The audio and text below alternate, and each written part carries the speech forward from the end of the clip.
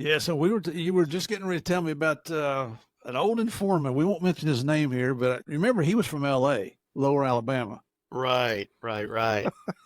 You guys, you stacked them up though, man. I mean, you had us hustling there for a couple months with that guy. You got to give credit to Kenny Peterson because I was working with him at that time, and like I said, nobody wanted to work with Kenny, but man, he had the. This is a guy that he put in jail for years ago for moving quaaludes across the border from Mexico into the United States. Oh, no kidding. Yeah, and I told him, I said, so Kenny, how did you get this guy? And he said, I told him when you're out of prison and you're off probation, if you want to work, call me. And lo and Wow. behold, this guy did. He was a crop duster pilot down in Lower Alabama, knew he could make money as an informant. He had his crop dusting business, so that's a special plane that does that. But he had a twin engine. I can't remember what kind of plane it was. Wow. But he pulled all the seats out. We invested in bladder tanks to hold extra fuel. If you remember, he was doing all those the undercover meetings at the hotels. I His remember. Cuban group. He was rolling. He was fronting himself out there. But do you remember when he would leave the hotel and Kevin O'Brien went to pay the bill that time? What happened? No. You remember that? No. I don't. So what this guy did is he took all the little mini liquor bottles out of the refrigerator in the hotel room. Oh. He took them and put them on his plane. And so when Kevin got there to pay his bill, because the informant's long gone, he gets stuck with like a $700 bill. Oh, so we eventually got that money back from the informant, Yeah. but he was. Well, you definitely kept us busy with some of your CSs, as they call them now. Yeah, that brings up the one case, and I got to tell you, this is the one case. If it wasn't for you and Jeff Booty, or was it Drew Lasker? No, well, Jeff, if we're talking about the one in the Everglades, Yep. yeah, it was Jeff and I. Yeah, Drew dropped us off at Old Dark 30, and that was that old road somewhere way out there in the Everglades. Yeah, and somehow me and Jeff signed up for an assignment that put us in the woods. and so I got to, because you're being very humble about this. I've got to set this up. So what we were going to do was send the informant down to the Guajira Peninsula, Colombia. And he'd already done this a couple of times for us. He'd done an airdrop off the coast of Puerto Rico, and he'd flown a load up into Executive Airport, Fort Lauderdale. So he went down to pick up, was it 400 kilos? I think it was upwards of 4, yeah. And the bad guys, they said, well, listen, where we want you to land is we want you to land on the road, one of these old roads out in the Everglades. I mean, we were way out there in the freaking boonies. And Kevin Stevens and I went out to do surveillance just to check out that area one day. And it took, an hour, a little over an hour to drive out there. And lo and behold, we saw the bad guys. They were out there at the same time checking out the area. So you document all this in a report to show that you're building your case. So for our listeners here, what we've got to do is, this is so remote. I'm not kidding. It's out in the middle of the Everglades. There's no place to hide unless you're willing to get into the swamps. And what the hell's in them swamps? Alligators, snakes, all kinds of critters running around out there. So we asked for, in Kenny Peterson's case agent, I'm just kind of tagging along with him. And he said, he put it out to the groups. He's like, look, we need 2 guys that are going to be our eyes and ears out there on that road. So who's volunteering? And there you go, Mr. Tom Golden and Mr. Jeff Booty said, we'll do it. Now, I got to tell you, getting in that freaking swamp, I'm scared to death of snakes. I would have never volunteered for that. I just thought, boy, what the hell's wrong with these guys that they're going to go out there? Well, but I remember you showing up that morning. You had one of those safari hats with the big. It was either you or Jeff had that big mosquito net that come down. I think we both did. That was a gnarly location. Yeah, I remember that assignment. That was quite an adventure. It was exciting and dangerous. Very. It was a great case, and we got dropped off there at, I think, 5:30 in the morning. It was dark, and we get behind this rock pile, which is a perfect place for snakes. Yep. And there was a canal, and we're hoping that we're close enough to where these guys, supposedly, as you guys gave us the direction, that they were going to be part of the offload. And sure enough, they rolled up not an hour later. Well, and so did that mosquito netting, did that protect you from getting bit at all? No, brother. Part of my testimony, and was it Ken Noto was the AUSA? Or I think so, yep. Anyway, I testified, and it was bad enough these guys were fishing with whatever they were using as bait, which was nonsense. At noon, it was hot. But he goes, how many times you get bit by mosquitoes? And I had a ballistic vest on. I had the whole 9 yards on. I had like 90 some bites on my back through the vest. Oh Jeff probably had the same. And I think right there then it was like nobody in their right mind would be out there fishing with, those types of mosquitoes. And Oh my gosh. yeah, bro. You guys, we got put in there, and you guys got us out of there too once the bust went down. Well, and so here's the significance of the case, and here's why we're taking a little time to tell this, or the reason I'm taking time is because if you remember, we had gone. I think if we weren't in Collier County, we were out of Dade County. I'm pretty sure we were in Collier County by that point. I think so. And even when DEA uses an informant to import drugs into the United States, we have to get permission from Customs. I don't know if it's still like that, but that's the way it was back then because they are in charge of the border. So we called the Customs office over in Fort Myers, and they sent an agent out. Now, we've been working this case for several months, all these undercover meetings at hotels, doing surveillance on this Cuban group in Miami. Not a lot of man hours put into this. It's our informant. I remember when the informant took off, Kenny and I went out to the airport, and he was meeting the bad guys at like 4:30 in the morning. I get out there. You got to get out there a couple hours early. So I'm hiding in my car, watching, confirming you're documenting everything. So anyway, They take off, and so we're out there waiting, and the customs agent's with us, and we're waiting on the informant to fly back. He's got a transponder on his plane that we've got special tracking units are tracking that transponder to know where he is. And the customs agent says, hey, we got our customs citation jet is up. They found your informant. They've got 100% confirmation that that's the right tail number. So we're going to follow him in. We said, that's perfect. We want that extra security on him. As it's getting closer and closer, the next thing you know, the customs guy gets a radio call, and he tells us, he said, hey, your informant still, he didn't make the turn to come down here to the Everglades. He's still continuing up to Tampa. Wow. So Kenny told him, he said, hey, get a Black Hawk up, follow him wherever he lands, arrest everybody on the plane because he's just screwed us. We're like, oh crap, the informant did us. And that's always a possibility. Sure. But then here comes Tommy Gold and Jeff Booty up on the radio saying, hey, the plane's landing now. The plane's out here. The customs guy was flying 100% confirmation hotel number. And they're flying the wrong plane up the coast. The point of that whole story is if it wasn't for you guys out there hiding in the swamps, we'd have probably missed that whole load because we'd have sent a car out there to pick you guys up. The guy would have come flying in and I mean, you guys saved it, but I can't imagine hiding in that freaking swamp. Just think about it. For our listeners, if my memory serves me correct, I don't think we came across any critters, thank God. But I do remember watching the guys fish there, and I'm thinking, they're not catching nothing. They're there for 4 or 5 hours. I could see the rod. They didn't have a bite. We're only like 50 yards away from them too. And it was pretty good, man. It was a great case that you guys put together, and everybody worked as a team, man. Well, and that's the thing. Nobody gets credit for it. It's a team effort. Yeah. If I remember correctly, they had a pickup truck with a camper on the back, right? Yeah, they sure did. And so when they loaded the dope into that camper, we're all coming down this main dirt. I don't remember if they were dirt roads, but they certainly weren't really super highways. I think it was dirt, yeah.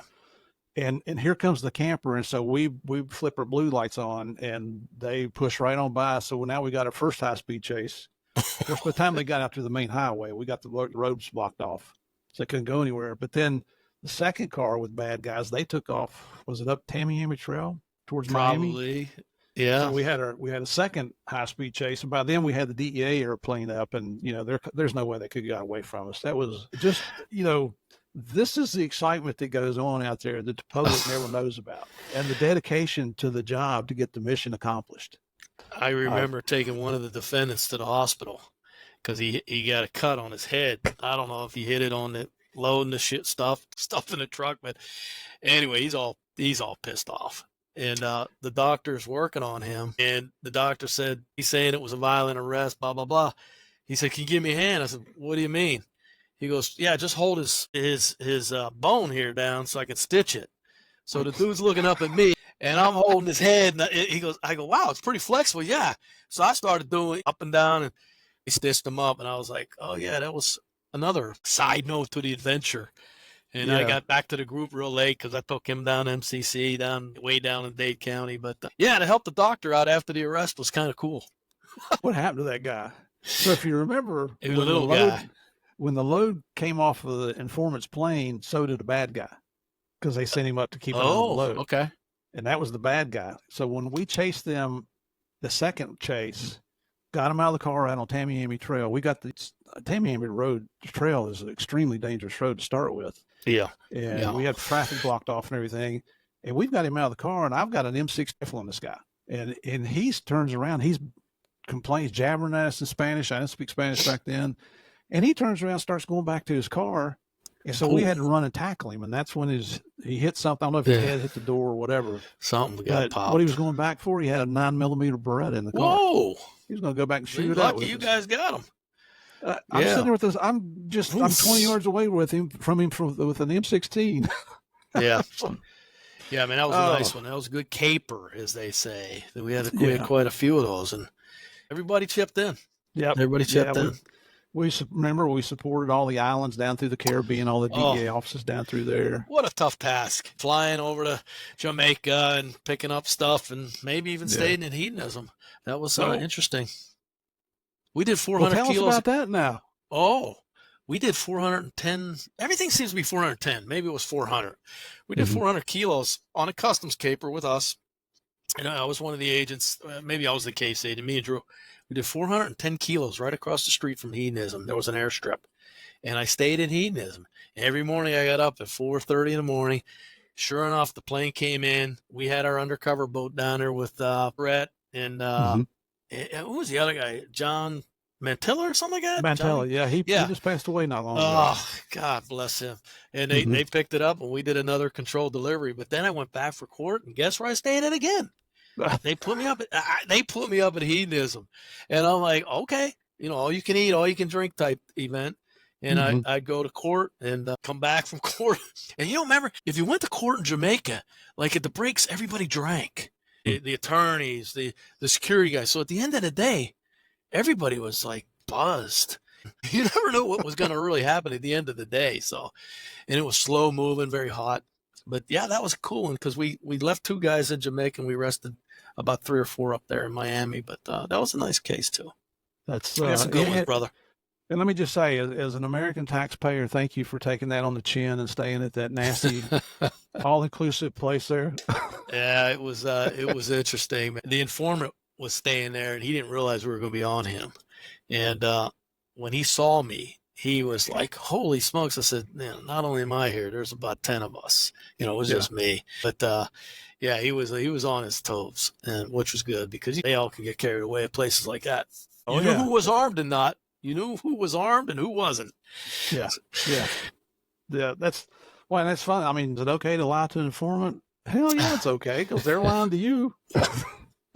All day long, brother. But 10 was a great run for me. And it was. Obviously for you as well. And it launched us in directions that were awesome. We had that one group. We had great group supervisors. I mean, I can name them all. We had Widener, Stewart, but JB, John Brown. Yeah. John was he rest in peace. John was just awesome, bro. He was one of a kind. For our listeners, John Brown is an agent that worked on the Kiki Camarena case as an agent in Mexico. Came to Group 10 after his transfer back to the United States, where he got his 14. So he was the first line supervisor then. Worked his way all the way up to deputy administrator. That's the number 2 guy in our organization. And did it with dignity, with respect for other people, taught us how to be just like him, or you wanted to be like him anyway. Yeah. Just can't say enough good things about that guy. JB was awesome, man. It was like I said, one of a kind, and we had some good ones too. I mean, they all were good from Chileno to him, but it was a great run. And then Pete Charette, the ASAC. Yeah. We had a good, and Cash the SAC. They all remained in place for a good period of time, so it was kind of nice. You remember when Cash came down as a SAC, he didn't like us wearing boat shoes and no socks to work. So he put out an order. He had to wear socks to work. Yeah, no earrings, stuff like that. And his philosophy I thought was spot on, but some of the guys, you had to get in I was one of those guys. I was thinking, look, man, we're gonna be like Don Johnson, white pants, no socks, and we get a sailboat with an alligator as a pet. But that didn't fly. But yeah, Cash. Ultimately, when I left Group 10 and went over to training, he never missed a school, state and local school. He always came, did the opening, gave the Miami Field Division brief. Me and Omar, would introduce him. He made sure we had not over the top cars, but nice cars, great image. He knew what it was all about there to carry and present the DEA flag. And he was a great supporter of us. My, he was good. Excellent. So now you went from Group 10 to training, right? Yeah, in the division. And what was funny about that is just one day I went over to see Al Coward, the ASAC, admin ASAC. I needed to get a subpoena signed. And sure enough, he's there. And he says, what's interest you here? And I said, well, just the subpoena signature. He goes, would you like to go to training? I thought he meant Quantico for some reason. And I said, what do you mean? He goes, well, go talk to Omar Alamon. And if you tell anybody we're talking to you, we're going to deny it. And it's cool, but I went right to J.B. Brown. I said, John, this is what's going on, man. What do you think? He says, go for it. He said, you may not get the opportunity again. So I did it for a couple of years with Omar. And then Mike Stokes came over and was my partner. I like working with Omar. I liked working with Mike. Mike and I really clicked. Omar he had that dang passion that it was tough to compete with. And not that I was, but I'll never forget the first time. And I tell Omar was sitting there. First time he introduced me to a class, he introduced me as his assistant. And I got Omar. Yeah, you're right. I get him at the first break, and I say, look, man, I don't know how to say this in Spanish, but don't ever introduce me as your assistant again. Yeah. And we were cool. He laughed. I tell you, man, that guy brought it. He brought it every time he got up in front of a class. Well, he was testing you just to see what he'd get away with. Because if he got away with that, the next time he might have introduced you as his bitch. You don't know. I think you're right, man. And, we had a good run, and so did Omar. And he comes back after he took a little vacation there for a while. And he comes back, and Tom Cash was saying, hey, I'm going to bring him back into training. And I said, well, yeah, do what you want to do. But I think his passion was demand reduction, and that's where he went to, I believe. He took Wayne Rokes' slot. Wayne was awesome. Mm-hmm. Yeah. And Omar did a great job. And then I transferred out up to West Palm Beach, of all places. What was that about? How'd you end up there? What happened was my time was up, and I'm a firm believer all roads lead back to enforcement. I was kind of young for a training guy. I didn't think I had the experience, but it worked out good. But they asked me if I wanted to go to Fort Lauderdale or West Palm, wherever. They said, Paul Higdon, he was the associate. And I said, well, I wouldn't mind going up north. I lived that way, Fort Lauderdale area. So I get up there, and I get put on Weed and Seed Task Force. I loved it. Bob Mangiamelli was the GS, great guy to me. But I had a little bump in with the ASAC up there, Salvamini, and I heard he wanted to put some of his guys up in West Palm. So I called a meeting with him. And John Wagner said, I wish you wouldn't do that. I said, look, man, I'll go back to Miami. So I met up with the ASAC. I said, I heard you wanted to put somebody up. I had no clue. I don't want to play that game. Sometimes it gets a little political. Mm-hmm. So I said, just send me back to Miami. And he sent me to the academy as a class counselor for recruit classes. Sure enough, I got sent up there. Did you want to do that, or he did it? Well, he probably thought it was a little bit of, but I actually enjoyed it, and I would have probably put in for it too, because my kids, you go through a divorce, and which I did in Miami. The kids were up in the Pittsburgh area, so it put me closer to them. And so I go up to the academy and wind up doing a pretty decent job as a class counselor. Mm-hmm. So they asked me to come in as an instructor. So I went back and I told Salvamini, I said, hey, man, I got the position at Quantico. I said, hey, thanks a lot. And he didn't take that right. And he said, I had nothing to do with it. I said, well, good. Yeah, well probably was blemish in the whole career there. But, wound up going to academy, probably because of him. And you did a hell of a job up there. How long did you stay at the academy? Well, I was there 11 years. Most people 3 to 5 in the route, but I really enjoyed it. And got assigned some really great programs. Gary Wade was the SAC at the time, and he had me rolling pretty good. And there was great guys up there and gals. You walked around with confidence, swagger. You went over to the FBI side of the house, and you pretty much took over in some respects. Recruits were dialed in. Everybody was cool. I didn't work a lot with the recruits, but I worked a lot with state and locals. And I met the love of my life, the ATF 6-foot tall Texas blonde, bro. Well, it's the North meets South. And she worked on a task force up there, so I'm running what I'm doing, and I get to meet her. And occasionally, some of the FBI guys would come by my office. Hey, you know where Gwen Cook's at? And I know exactly where she's at, and I pointed them in the opposite direction. I said, "Yep, she's that way." Yeah, brother, we had a nice relationship that ultimately ended in our marriage, and she's wonderful. And so the academy, in a lot of ways, was really cool to me. And having the FBI National Academy representing us there, you had to be on your game. And I'm not giving myself a pat on the back. I'm giving those that helped me out and my teammates, because you don't get in front of lieutenants, captains, and chiefs, and you can't BS your way through that presentation. You've got to have some credibility, and that, and the Drug Unit Commander Academy. We called it the Duca. Some called it the Drunka. Yeah, that was a good run. Some of the other stuff, it was really good. And maybe some would think I'm not a shy person. I really was, and maybe still am in some respects. But boy, that just speaking in front of people, and you never know who's coming in that door for a tour. And I gave tours and really enjoyed it, and ultimately got assigned to Washington Field Division as a GS. Well, so Gwen was an ATF agent. What was she doing at the DEA and FBI academies? Great question, brother. She was off-site. They had a missing and exploited children's task force, and it was her and another female agent. There was a couple DEA agents, all from, first-line supervisors were assigned to that, and she did her tour of duty there. She also did headquarters. She retired. She was the SAC of their internal affairs, OPR. But yeah, she was there, and I met her through, Gal invited me on a run and said I would meet some Secret Service guys. She knew some Secret Service guys. So I went on a run, and that's where I met Gwen on the run. I wound up doing the run with Gwen and nobody else, it seemed.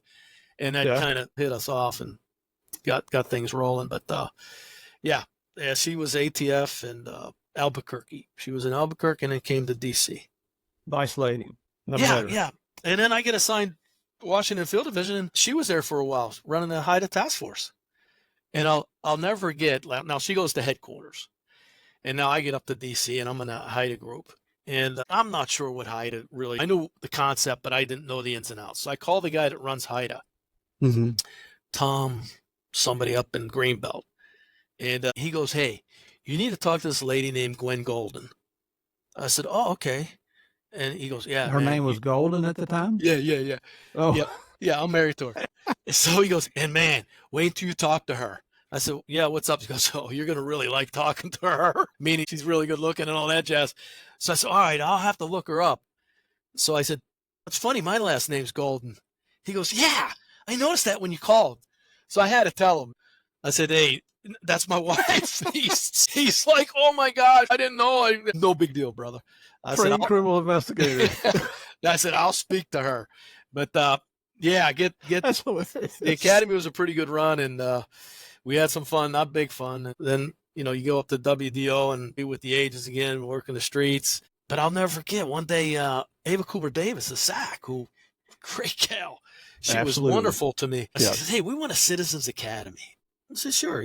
I did a little research. LA had a good one. Chicago had one. New York. We didn't have one in WDO. And I'm thinking, I got home field advantage because I got the academy. I got headquarters.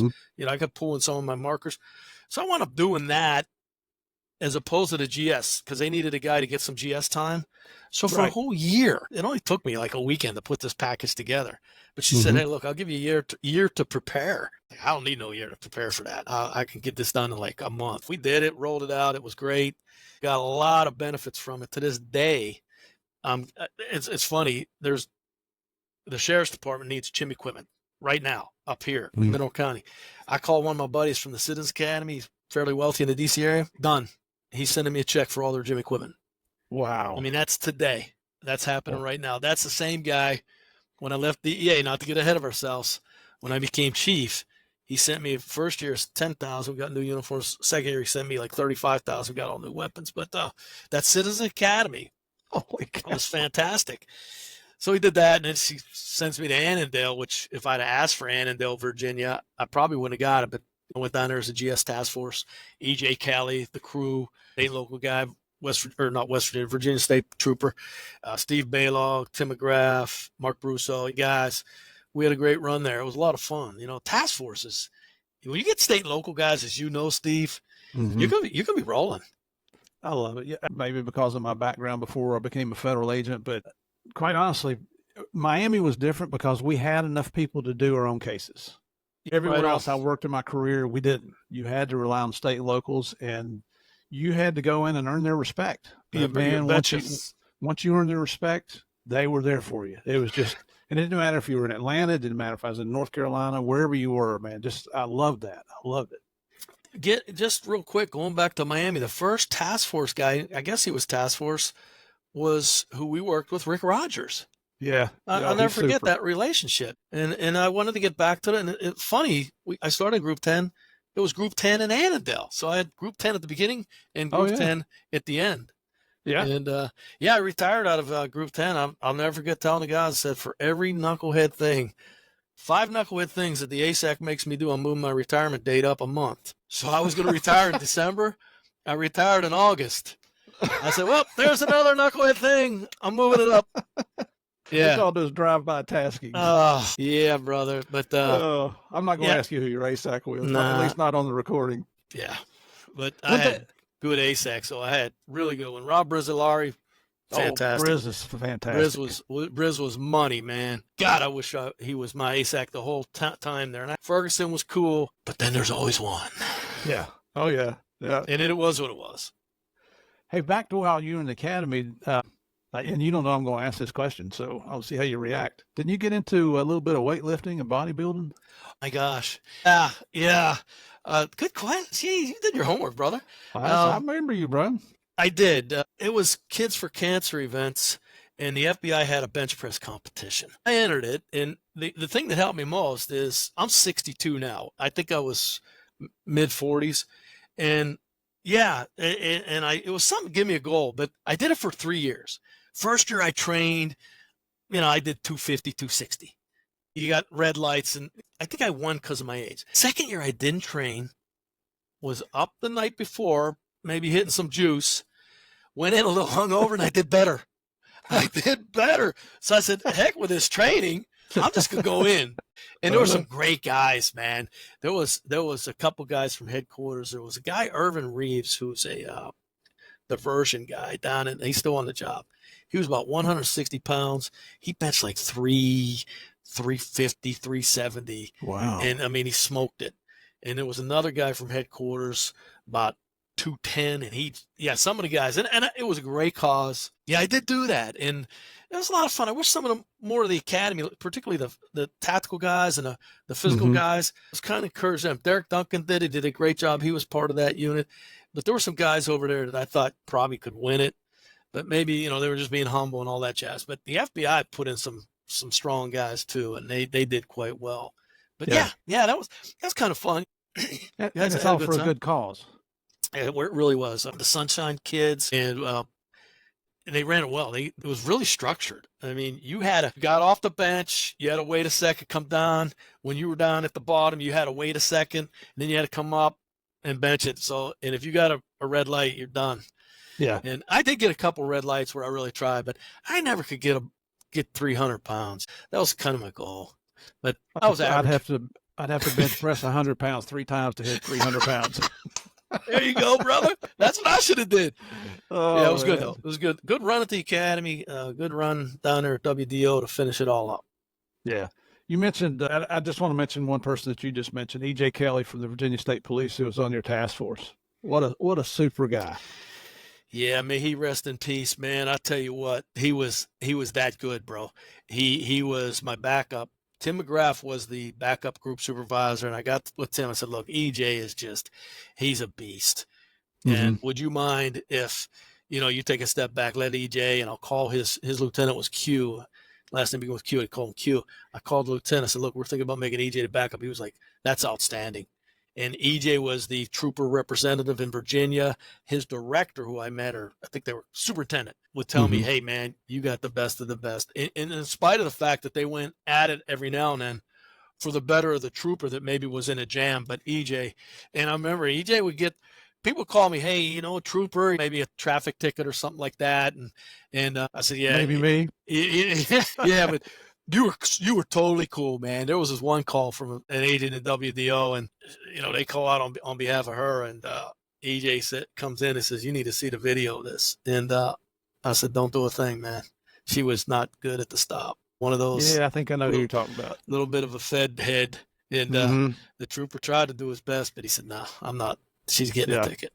But yeah, that was sad because had she not, she did. But anyway, EJ was absolutely lights out good, and he had a line. He said, "Hey, you can either get on the bus or get hit by the bus." He had a way of getting informants join Team USA. There you go. And I loved EJ to death. And he sent my son. My son was a Marine, and he was deployed in Afghanistan in combat. And my son was a ground pounder, and he came in with like 250 T-shirts. EJ did. And it was troopers for the troops. And he said, Tom, do not wear one of these T-shirts. They are only for those deployed. And I was like, he was strict. I said, EJ, let me give you money. You know, no. Sent them all over to Afghanistan and with a flag that he had flown at the Capitol, all for my boy. And with a nice letter. Yeah, EJ was, he went beyond, you know, the Call of Duty. Yeah, love guys like that. Loved guys like that. Yeah, and in my case with the traffic ticket was actually my youngest daughter. One of the Loudoun County deputies got a little too aggressive and hit her with reckless driving, and she's 17 years old, leaving the high school. But we need to call EJ. Yeah, and it's not that I'm wanting him to get rid of the ticket. I'm asking, what is it? What can she do to present herself to the judge? And he's like, not a problem, man. He said the fact that you and your wife are interested and you're involved in your kid's life. He said, get her to go take this 16-hour defensive driving course. You're going to have to pay for it. It's a few $100, and they do it on Saturdays, so she's going to have to give up 2 Saturdays. And then when she goes to court, if both parents will go with her, and if she shows remorse, just see what happens. And so we were going to do that, and lo and behold, EJ shows up at the courthouse that day. I'm like, are you here for a case? He said, no, I'm here for you. And everything he told us worked out, and the judge, it was a lady judge. I don't remember her name, but we both stood up with our daughter when she was called. And she said, the fact that this young lady has taken the initiative to take this course, that she's going to do better, blah, blah, blah, and dismissed the ticket, but told her, you do it again, young lady, and I will throw the book at you. But that was all fair enough. EJ, because we didn't know what to do. You know, a super guy. As you're telling that story, I forgot his wife, EJ's wife, worked for the state, like Bureau of Alcohol and Liquor Control. And I didn't know EJ at this particular point in time, but she wrote my son a ticket right before he went in the Marine Corps. And he had to have that ticket addressed before he went in the Marines. So we go to court. I get to meet his wife, and she says, what's he going to do? I said, well, he's going to the Marine Corps. Tell the prosecutor that. So I told the prosecutor, look, have him give money to charity and do 8 hours of community service. And just write me a letter what he did. So I made him do 16 hours of community service and blah, blah, blah. So then I get assigned Group 10 antidote, and I see Kelly, EJ Kelly. I'm thinking, man, the lady in court's last name was Kelly. I wonder if they're related. Sure enough, that's his wife. How about that? And she was cool. Really, really cool. It's like that guy calling you and telling you need to talk to this girl named Gwen Golden. That's hilarious. Yeah, man. Yep. How do we get a hold of her? You got her number? Yeah. Well, he very easily could have stuck his foot in his mouth. I actually kind of stopped it before he did that because I was like, she's good looking. I'm like, look. I said, look. Yeah. I got it very embarrassing very quickly. Dude, one time we were getting on a flight. I'll share this with you. We're armed at the time. We're both working, and we're flying somewhere. And here comes the pilot to meet us. And he's looking at her, and we show our IDs. He doesn't get it either. Mm-hmm. So he's asking her, where are you heading to? And what are you doing when you get there? And if you want to tour the cockpit, you want this, you want that, you want that. And I'm like, Stan, I said, hey, boss, did you catch our last names? Can I come too for that tour? I like to see it. Oh, yeah, man. I get into some situations like that are funny. And it rolls off my shoulder. I'm like, yeah, I'd probably maybe do the same thing. Yes, Gwen's a beautiful lady, man. She's a good gal. Good gal. We all But, married up, didn't we? oh, brother Coney, baby. I know it, man. But yeah, dude, just as much as what happened on the job, when I thought I was going to retire and be retired, but woo, things picked up even post DEA. Well, and first of all, how did you end up in West Virginia? We bought property while we were in D.C. just to get away from D.C. We're kind of like, we're going to do the camping thing and all that jazz. Well, Gwen, I don't think she's ever camped in her life. It's all Marriott. So we did that. Like Connie. We bought some acres, and she wanted nothing to do with West Virginia initially. She was like, there's no way we're going to West Virginia. And sure enough, we looked at some property. We looked in Kentucky. We looked in Tennessee. We looked in Texas. And West Virginia had some really cool mountain ridges and things like that, and the prices were good. So we bought some property, and we're still in D.C., we're still working. We keep coming out to West Virginia on the weekends, blood pressure drops, all that good stuff, starry nights. It's cool. And we had 2 big German Shepherds, and they loved it. And then we wind up thinking about retirement. We wind up retiring and saying, why don't we go to West Virginia, We got 175 acres now. Oh. Yeah, and we went all in, and it's nice. It's been real cool. It's a little bit of a hop, skip, and jump up to Pittsburgh, and we just come out here in West Virginia thinking I'm gonna listen to my whiskers grow and have me some of that moonshine that they talk about. I think you might have some of that water bottle you're drinking out of there this morning. No, brother, might later though. But we wound up. I was shocked when Gwen said, let's pick up and sell the house in Manassas, Virginia. We had wonderful neighbors, the new houses, and we had the Bakers. We still visit with some of them, and Joe across the street. I mean, I remember their names. Like I was talking to them yesterday. But we come out to West Virginia, and it's pretty remote where we're at. It's remote. You sent me pictures of I think, was it a cabin to start with, I think, wasn't it? Yeah, we got this little cabin that I went to a log and home show. We didn't have anything built, and the guy's taking bids, and I just said, put me in for $500 more than the last bid. And this was on a Thursday. Bids ended on a Sunday, and sure enough, I won the bid. And then I had to explain it to Gwen. I said, hey, guess what? We won that little cabin they had built. She goes, really? Well, we need to modify it. And then I was like, yes, because she knows what she's doing. So we put a porch on it, and it was cool. But yeah, she was cool about it. So now we had a structure, and we stayed in that until the house was built. But good. You sent me pictures of it. You had deer running around there. I think you had a pond. You had a pond. Yeah, we got everything, right? Man. I'm a city boy going country. I bought the Kubota tractor. I got the backhoe. I'm digging shit up. That Gwen's like, what are you doing? Digging a hole. Because I can. Pretty good at digging holes. But yeah, now I'm really good on it. So the neighbors asked me to do a lot of work for them. I spread gravel, and I dig their trenches for their pipes and stuff. So it's kind of cool. I would never imagine me doing that. If you asked me 5 years ago or 10 years ago, I'd be like, what? It's amazing what you get into after retirement. It sure is. An opportunity sometimes comes knocking, and you're like me. It's like, it's tough to say no, particularly when it's ingrained in us. I think it came through DEA and the leadership. You want to help. You just want to help. Yeah. You'll give the shirt off your back and then some, and hell, we give our lives. As we went through our careers. And, not a lot of people do that. People give their shirt off their back, sure. There's some people I still, to this day, man, there's no doubt I'd lay my life down for. I mean, they're in a second for God, country, and even family and friends. But that is law enforcement right there. That's law enforcement, military, and first responders, all willing to do that for people that they don't know, that don't know them, and probably talk crap about them. Yep. Yeah. As I learned quickly when I retired, and I know I told you, I became chief of police up in Kaiser, West Virginia, which is about 15 miles from the house. And that went down simply, I was giving a speech, and these guys were running for mayor. And they came up for me and they said, would you train my guys if I became the mayor? And sure enough, Damon Tillman, he wins, and he's a good guy. Man, he wears his heart on his sleeves. He really wants to help people out. He's former military and former police officer.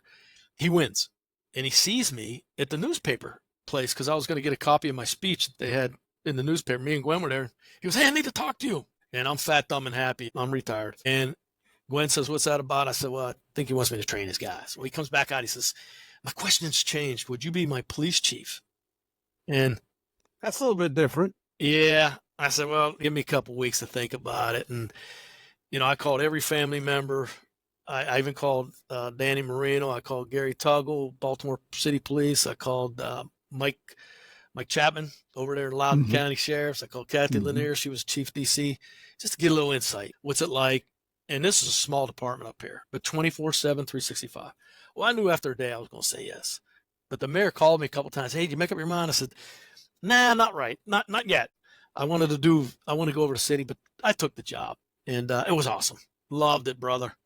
Loved it. But you talk about name callings and, all the nonsense that some people say to you. I mean, I don't know why everybody called me they would call me, you fat MFer, gray haired son. I'm like, what? Really? And then sometimes they would even use a derogative that we're not allowed to say, but they would Mhm. call me that. And I'm like, it'll come from all races. And I was just like, all right, whatever. Just Never because you got a bothered me. uniform on. It never bothered me. And I love being chief. The guys were awesome. The mayor was supportive. The city council was supportive. As a matter of fact, the chief right here who just walked through, he was one of my officers. I worked for him as the chief. Now he's the chief here. Mhm. And we get along great. But yeah, it was a good 2 years. But it was an eye-opener, Steve. I was running radar. I was out of the office more than I was in. The former chief, great gal, she was in the office probably more than she was out. So we were opposites. But that was good. I was, I hate to say it, I was a little bit of an outsider, so that was cool. I didn't know anybody, so I didn't know anybody favors and things like Right. that. So it worked out real good. What you were doing is called leadership from the front. It's not leadership from the rear. Yeah, it worked out great. And that's one of the things that I really respect. The chief here in Orlando is Eric Smith. Came up through the ranks, big man. I've been down his office, met him. I got to speak at the Orlando Police Foundation fundraiser last year, and his agency put out I've gotten to know several of the officers there, and his agency put out a video of him one night a week. He'll come out on either the evening or the midnight shift and work a shift with him every week. Oh, okay. And he's not answering calls, but he's backing people up, and he's just being seen out there. So I took his article on LinkedIn and I shared it, forwarded and put my comment, this is what leadership looks like. And just gave him some nice remarks. Last time I checked, over 45,000 hits on that. It just shows you that people want leadership. They want to see that agencies are being led by real leaders, not just yes people. Yeah, that's true. And up here, it's good and bad, that good old boys thing.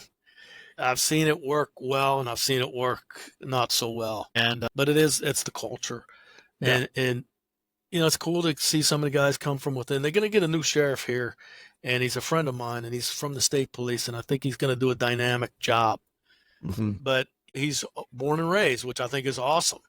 But he's probably going to have to cut a little bit of some of those ties with some of the guys that he knows, because he's the man. He's going to be the man, and you got to be careful.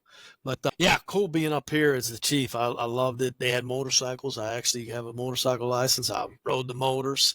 Wow. Yeah. Nobody was using them. I was like, we got motorcycles, police motorcycles. Let's use these things. So we had a good time. And then obviously I left because my daughter had her little girl, and it was my first granddaughter. Mm-hmm. And I wanted to spend time with that kid, and no regrets whatsoever. Yep. So, but that didn't end your public career, did it?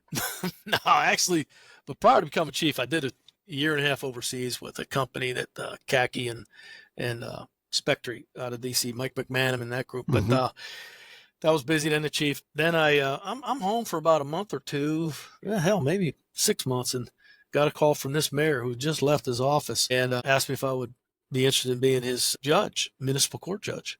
Mm-hmm. And that was cool. So I came in, I interviewed. He said, you got it.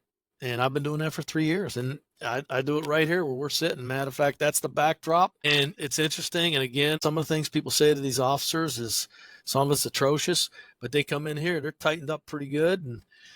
But I always ask the officer, how were they at the stop? Or, it's mostly traffic work. And most people, the more they talk, the more they just dig themselves deeper and deeper. And it makes it real easy for me to come up with a guilty. And I want to be fair, and I am, and I want to be reasonable, but I think I'm firm, and they lack that here. I always, like at the academy, I was fair, firm, swift, and severe. I never have to get the severe. Although my very first night here in court, I charged a lady with contempt. I thought, oh, shoot, it's going to be like this all the time. Yeah, she went to jail. she kept interrupting her husband and just kept interrupting him. And I said, look, you do it one more time. And she kept doing it. She did it actually a couple more times. Boom, contempt of court, get her out of here. And she was gone.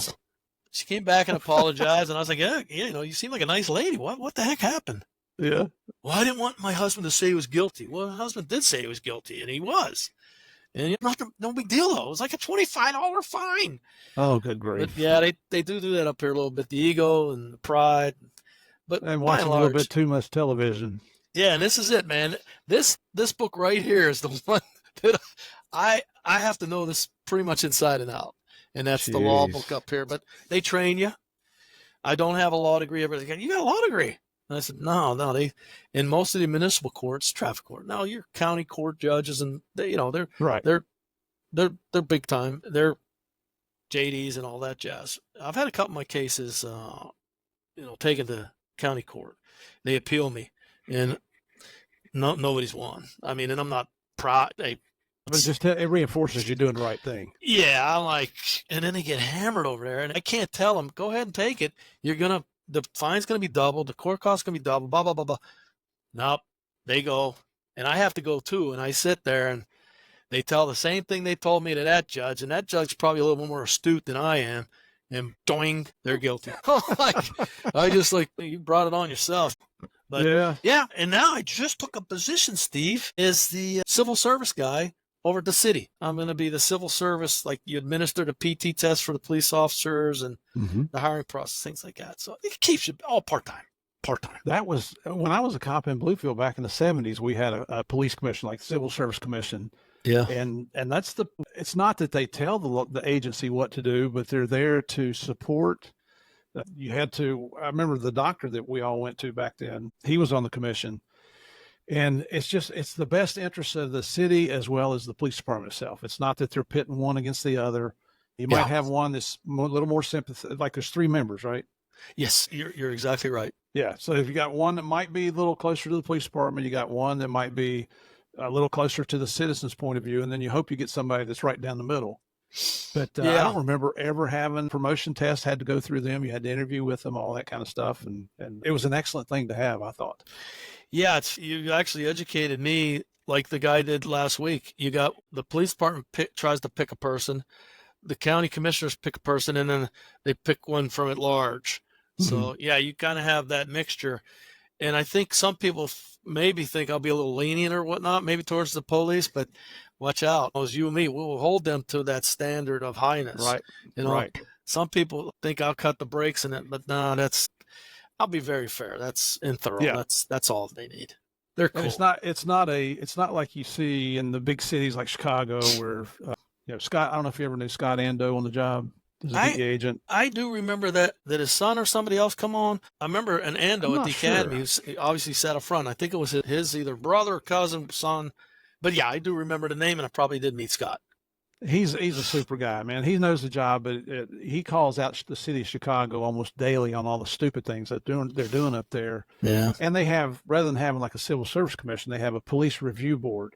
And the people on the review board don't have a freaking clue about the police department. They're trying to make judgment on people that when you don't know what they're talking about. And that's what I like about Scott. He's not bashful. He calls them out every opportunity. Good. So, I think any retired DEA guy and most of your feds, if not all, are pretty astute, and they know the ins and outs, even though maybe they didn't do any uniform time. Yeah. It's Tommy, I can't tell you what it is. An honor it is to have you on here. This is the longest you and I have gotten to talk in a long time. Yeah, brother. We used to see each other every day. We were out there in the streets of Miami working and doing our thing, just having a blast. I'm proud of what you've accomplished in your career, but how your career has continued, and you're continuing to serve the public. Because it's like to say, just because we retire does not mean that our oaths ever expired. So yeah, there's a lot of truth to that, Steve. And I appreciate you having me on, and the family I know is doing great under you and Connie's leadership. I miss you, man. I miss you. I miss our guys. I miss our time. I was so excited about doing this. We need to do a Group 10 reunion at some point. Get everybody back together and just share some good times. Yeah, man. If we did it around Christmas time, we know a Santa Claus. We get Kevin down there. How about that, man? He's a professional Santa Claus. I saw that. What a great guy, man. He's just, and for our listeners, he was one of the new agents we worked with there in Miami when we all first came on the job together. And Jeff Booty's probably a boat captain somewhere. And Kevin, man, you guys, that one day, boy, did we get tight. Yeah. And that shooting and Kenny Peterson, there's guys still out and about. So yeah, we got to get up. But please, my regards to your family. Same to you, brother. Safe travels to you. Yeah. Thank you, my brother. So for all of our listeners, Tommy, just hang on a minute because we got to let this upload. But for all our listeners, stand by for the debrief.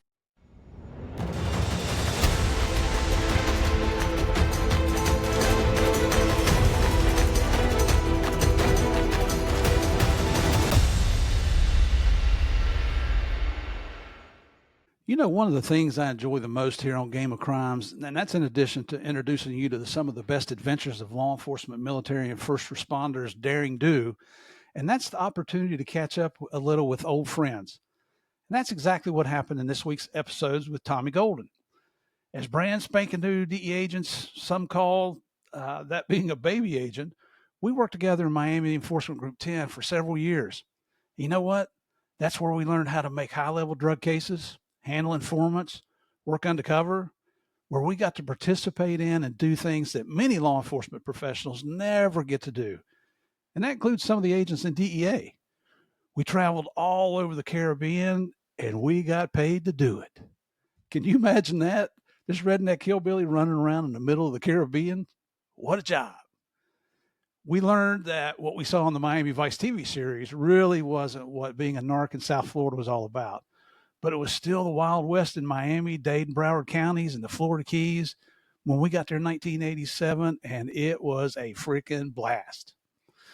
As you saw and heard, Tommy had a personality that gives him the ability to fit into almost any type of situation, whether it's with other cops, dealing with higher-ranking and well-known people, or working himself into a criminal group in an undercover capacity. I got to say, I was really surprised when he said he was somewhat shy. That's not a word I would ever associate with Tommy Golden. Tommy was out there the day my partner Kevin Stevens was shot during a drug deal gone bad in Hialeah. And that's the same deal where our informant was killed. And you know, when we were inside there, when we called for assistance, Tommy was one of the first to roll up on the scene and immediately jumped in with both feet. That's a comforting feeling. Even though he had his own cases and operations to work on, Tommy never hesitated when someone else needed help on their cases. And when you needed a volunteer, he was typically the first one to raise his hand. We heard him talk about that volunteer assignment that required him and another agent, Jeff Booty, to hide out in the swamps of the Everglades. And I mean literally out in the swamps that were infested with, and they're famous for, their alligators, all types of snakes, and God knows what else was out there that would eat a person alive. And the mosquitoes, whoa, those puppies, they didn't play around. Insecticide, mosquito netting, protective clothing. Those mosquitoes laughed at the challenge. Here's the bottom line, though. If it weren't for Tom's and Jeff's sacrifices that day, that Cuban cocaine trafficking organization would have gotten away with 400 kilograms of Colombian cocaine. When the U.S. Customs agent with us was reporting that our informant and his plane were traveling farther north away from the Everglades, heading towards Tampa, Tom and Jeff were out there watching our plane land on a remote road in the middle of the Everglades, and then they watched as the bad guys unloaded large bags of cocaine from the plane into a pickup truck with a camper shell on the back. Tom and Jeff saved that case because of their sacrifice that day, and our team was able to prevent 880 pounds of cocaine from hitting the streets of America. That's a big deal. And this is just one example of the dedication, commitment, bravery, and sacrifice that DEA agents demonstrate every single day. If you've ever wondered if you, as an American taxpayer, were getting anything in return for the tax dollars paid to fight illegal narcotics coming into our country, I'm the first one to confirm that you got more than what you paid for, at least from the men and women of the Drug Enforcement Administration. And that's fact. Because of his experience, expertise, and especially his can-do attitude, Tommy went on to train thousands of agents along with state and local officers in the various aspects of drug investigations. And then what did he do? He went right back to the streets where enforcement takes place. And that's where an enforcement agent belongs. Following his retirement, Tom's reputation as an experienced law enforcement professional it grew throughout his new home in West Virginia. I mean, you saw his personality. He's not shy. I don't know why he said that. Having been a public servant now for 30 years, Tom was more than willing to continue helping others. And when asked, he stepped up to the plate and became the chief of police in Kaiser, West Virginia. Now, we're not talking New York City here, but still, it's a police department. After a couple of years there, he moved to a new position as a municipal court judge in Ridgely, West Virginia, a few miles away. And now he's accepted an additional position, as a member of the Civil Service Commission in Mineral County, West Virginia. I tell you what, to me, it sounds like Tommy really doesn't understand what that word retirement means, does he? As I said during the introduction, in my humble opinion, Tom Golden is a true blue, red-blooded American patriot who served his country with honor and distinction and continues to serve his community even today. Ladies and gentlemen, that's what leadership looks like. Tommy, brother, it was an honor and a pleasure to have you on the show. For your efforts, I say God bless, job well done. And as I say each week, may God bless all the members of law enforcement, our military, and our first responders. So if you like this week's episodes, head over to Apple, Spotify, hit those 5 stars. It only takes you a minute, and it really helps support the show. And on YouTube, click on that subscribe button, the like button, and feel free to share with all your friends. Send me your comments on Apple, Spotify, YouTube, or to our email address, which is gameofcrimespodcast@gmail.com. Our website is gameofcrimespodcast.com. That's where you'll find all our episodes, the book list, merchandise, and more. On Facebook and Instagram, go to Game of Crimes Podcast, and on X, type in Game of Crimes. Also on Facebook, go to the Game of Crimes fans and join the best private group on the Facebook platform. Now, that group is run by our favorite mafia queen, Sandy Salvato. She's the lady that rules with an iron fist, but she wears a velvet glove. And if you're looking for even more content, go to patreon.com/Game of Crimes and sign up. I have several monthly episodes there that range from silly to serious, and you can even receive early audio access to the following week's regular podcast, and you get it without the music, the intro, the debrief, which I'm doing now, or any of the ads. So come on over and join the fun. Do me a favor and tell your friends about Game of Crimes. Invite them to check out the show. I truly appreciate you helping me spread the word about the best weekly true crime podcast available. Believe me, I truly understand. Your support is what keeps me going here. And just remember, we can have different ideas and different opinions, but that doesn't mean we cannot continue to be friends, okay? So finally, thanks for joining me to play the biggest, baddest, most dangerous game of all, the Game of Crimes. I'll see y'all next week.